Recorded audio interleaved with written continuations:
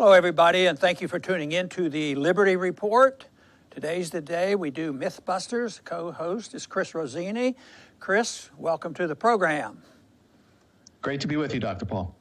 So, what do we have in store for our program today? We're going to tackle a subject that we haven't talked about yet on Mythbusters, and that's eminent domain. And we're going to specifically talk about Trump's views, and it really shows philosophically how he views the individual and private property versus the state and collectives. So I'm going to read some quotes to you, Dr. Paul, and you could give me some thoughts on what you think. So to start with, he says first that no roads would be built. So he says, quote, "You can't build a road without eminent domain. In order to survive as a country, how can you not have roads?" Is that true, Dr. Paul? Well, hardly, because, government never built a road in their life. Governments use business people to build it. And when governments are in charge, though, where they're built and how they're built and the details, they pretty often build lousy roads. So what you have to look at right now are the conditions of our roads, and they're not very good. But the other big thing, it becomes political on where they build the roads. Then you run into problems like they had in Alaska, the road and the bridge to nowhere, and it's still sitting there, and they've spent millions and millions of dollars on it. So governments aren't very good at this, and they think that a lot of people, if I talk to somebody who's very sympathetic to free markets and open to libertarianism, they say, yeah, except what about the roads? But, it's not a tremendous hurdle to overcome because, if you look at some very good roads right now in private developments, those roads are well kept and they're paid for by the owners, and the government is not involved in that. So there are a lot of examples of this. And you can, private industry, especially in this day and age, could charge with tolls. Governments charge with tolls, and people tend to be unhappy, but at least they would be paid for, and you wouldn't have, the people who don't have cars wouldn't have to pay for the highways, But it could be done privately, but psychologically, the people aren't quite ready for this, but I believe that it would be done. There'd be interest in communities to have good roads. It could be done more locally than with the federal government. They have a purpose to come together and build good roads for business reasons. If you're in a downtown area and you don't have the federal government sending in a grant, causing the prices to be twice as high and twice as slow building them, the businessman has an interest in getting together and say, hey, look, we have 20 businesses down here. Let's have a homeowners agreement. And they would take care of the roads, and it wouldn't be that disastrous. But this whole idea that you have to have the government to build roads, that just isn't true. Even though traditionally that's been the case, but they are inept, and I think the best way to think of a serious consequence is the road to nowhere, because the money is distributed for political reasons. It's not distributed by common sense, like a business might do it or private owners might do it. It's the money is collected through highway funds, and then it throws it in a pot. They spend it on other things, and then you have the politicians going and playing these games. Well, how am I going to get my money back to my district? Well, they probably shouldn't have taken it in the first place. But then again, if you did have a fund, a national fund to build roads, you could probably run that department with 2 people. Just say, well, how much money did you send, to the state? You write a check and send it back. Fix your highways, something along that line. It's interesting that when the interstate highway system was developed by Eisenhower, he recognized that wasn't a federal function. It wasn't a responsibility of the federal government, so therefore he had to write a justification, and his justification was for national defense purposes, like a lot of things that we do today, everything, national security, national defense, and a lot of people are involved. And it becomes politicized because a lot of bucks are being made, a lot of big labor costs are being made once the federal government gets involved. Every federal project with highways has to obey Davis-Bacon laws, which means that labor costs might be 50% or 80% higher than the market might be. So it's an inefficient way to do it. But this whole idea that there wouldn't be roads and that you have to scare people and say, under this circumstances, the one thing you don't want to have happen is let the market determine roads. Well, they shouldn't be so frightened about that. And if an individual understood how markets work, they wouldn't be that, intimidated by the thought that industries and private individuals could deal with having good roads. Yes. Next, we're going to deal with the idea of collectivism and the 1900s. If they weren't a learning lesson of what the horrors of that collectivism can produce, here's Donald Trump on eminent domain. If you're going to rip down a house and build another house, no way. But if you're going to build a factory that's going to have 5,000 jobs, that's entirely different. What do you think, Dr. Paul? Well, it sounds like corporatism, and he claims that the 5,000 jobs is so much more valuable, and he claims that people who are having their land threatened by the government and another private industry or private corporation wanting it, all these owners, and he decries them. They're just wanting money. They're just hogs of money, and they're concerned about money. But what's his justification for doing this? And that is for the businessman to make money and for government to have higher tax revenues and have the government get more money. But he said that it's the individual who clings to the house that is the evil there, and they're being selfish and mean because they don't want to sell it. But this could be taken care of, people who don't want to sell. Anytime they plan something, a road or a pipeline or a building, they should have very many different options. If they have to use the eminent domain, if there's an option, all of a sudden people might want certain groups to come in. But the other thing that Trump reveals about himself is he obviously, and he's never claimed he's interested in Austrian economics or private property rights. He's interested in corporations making money and being able to get land that might be in a good location to build another building, this sort of thing. But he doesn't understand the subjective theory of value. He can't conceive of somebody wanting to cling to a house that was in the family for 100 years, and they have an emotional attachment to it. And he says that, no, we'll just give them money, they'll get more money, and they can build a bigger house and all this. And he doesn't understand that.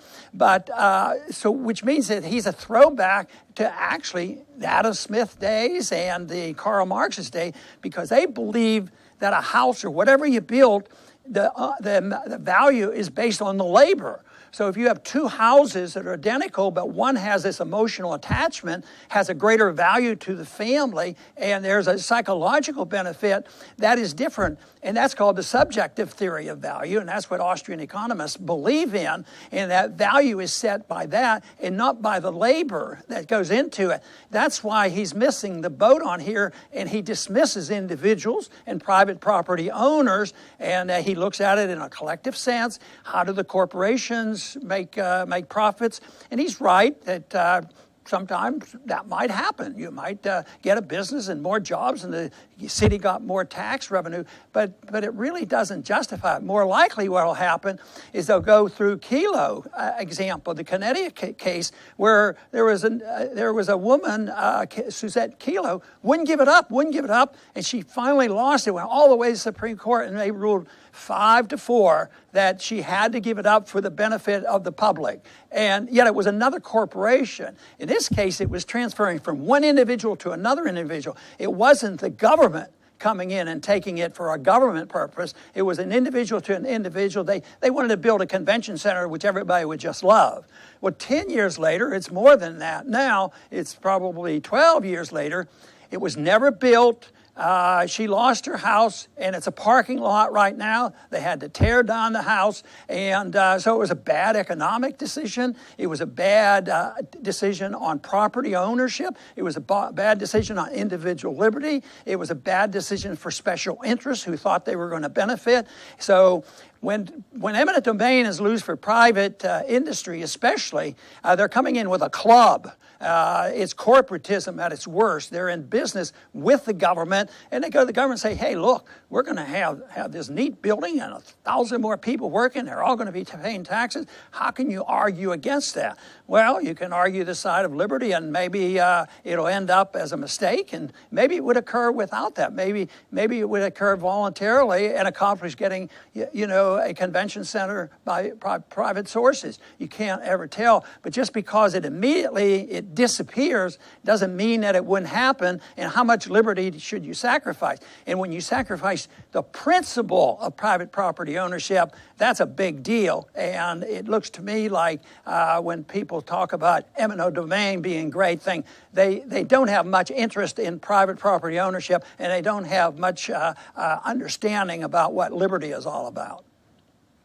Yes. Next, you touched on this in your last answer, but I'll read the direct quote from Trump. He says, most of the time, these people, they just want money, okay? It's very rarely that they say, I love my house, it's the greatest thing there.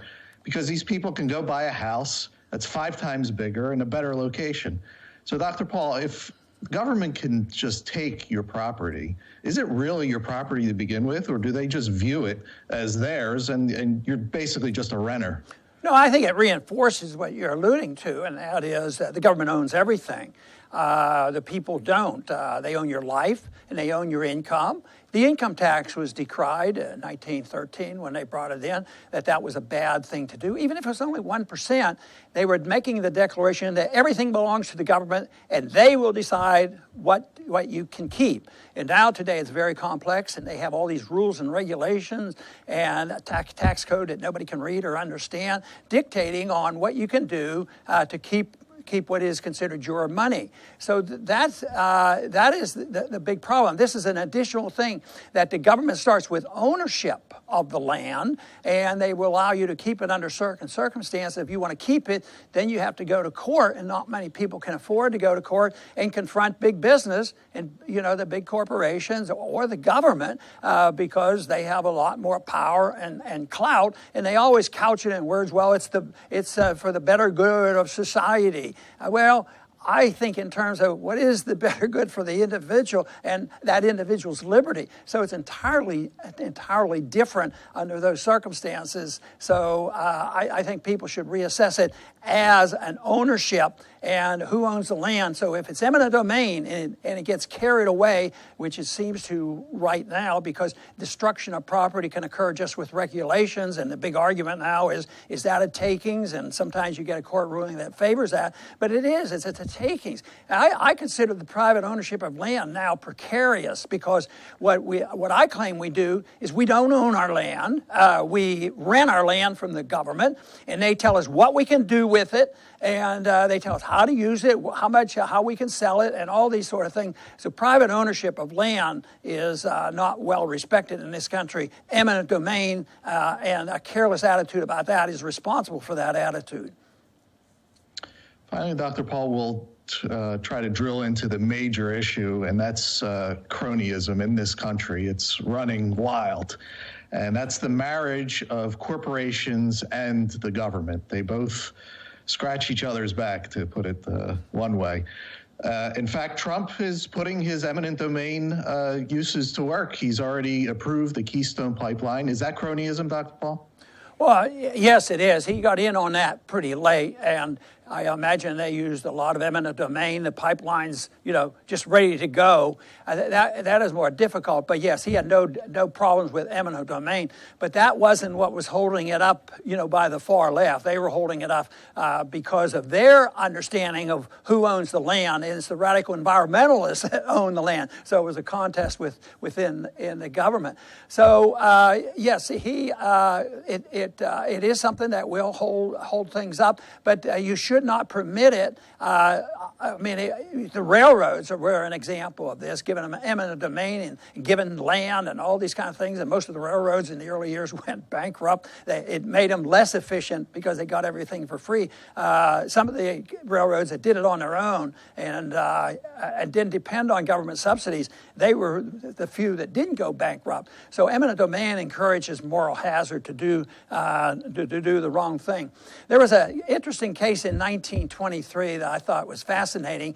In 1923, they raised the minimum wage, and it went to the court, and one person was fighting it, and the court ruled in favor of the person that says, you can't make me pay an increase in the minimum wage because the individual has not improved production, and it's a takings. They claimed it was a takings from the persons who had his private money and transferring it over in a welfare system of sorts. And they said that's unconstitutional. And they used the eminent domain provision on that. They declared this was not a proper takings on it. So they ruled it, but that didn't last long.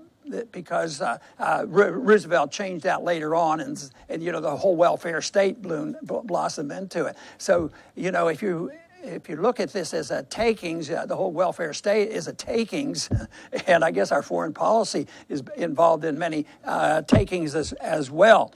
But I have a suggestion that people ought to consider, because there's a lot of transition away from private ownership to government and corporate ownership through the use of eminent domain. The United States federal government now owns about a third of the land, the size of everything east of the Mississippi River. So why don't we reverse this and have some type of an eminent domain where the states and the individuals can declare, well, this really belongs to the people, and we want this land returned to private ownership. Not going to happen, but it's actually what we should do is we should reverse it. And a lot of people look at the eminent domain provision and the payment, fair payment, a just compensation as something the Constitution was introduced. But that isn't the case. Eminent domain has been around for hundreds, if not many hundreds of years. The king had the right to take the property, but the king took the property and he usually didn't pay for it. He just needed it and wanted it, and he took it. But the reason the founders put this in wasn't to promote eminent domain. They knew it existed. It was just sort of a status quo. People expected that, but they weren't to do it without the just compensation. But it's way out of hand now. If anything, a good libertarian would move in the opposite direction. It should be very, very narrow, and we should be able to defend ourselves in a way that the market can handle many of these problems, whether it's roads or building buildings or what. But you do not should depend on eminent domain. You should not endorse this business of corporatism, where governments and big business get together and undermine the private ownership of individuals, houses or farmland or whatever it is. And it comes up constantly. And, I live in a state, Texas. There are tremendous amounts of pipelines going to and fro. I'm sure a bunch might have been used for eminent domain, but I think a lot in Texas, they just sort of accept the fact that there are pipelines. I know a lot of pipelines, they just send them in different directions if somebody won't approve them, and they can send highways in different directions. There's been some big oil companies and producers that never used eminent domain because they thought it was wrong, and they still were able to put their pipelines in. And highways would be the same way. Some people would be anxious to maybe have the highway come through, but it should be done under a condition of ownership, who owns the land, and voluntarism and through contract. And I think things would work out pretty well. So I think a good libertarian, people who believe in private property ownership, should be very emphatic. The land belongs to the people, and they should not endorse casually this idea that eminent domain is a fancy tool. It helps big business produce jobs, and it helps the government collect more revenue. That is doomed to failure, because believe me, when the government gets the money, they don't know how to spend it. They usually make things work, and they are good at building bridges to nowhere. And I would like investors to decide where the bridges go, and they will usually go to somewhere. Anyway, Chris, I want to thank you very much for being with us today on this program. Thank you, Dr. Paul. Good, and I want to thank our viewers today for joining us, and please come back soon to the Liberty Report.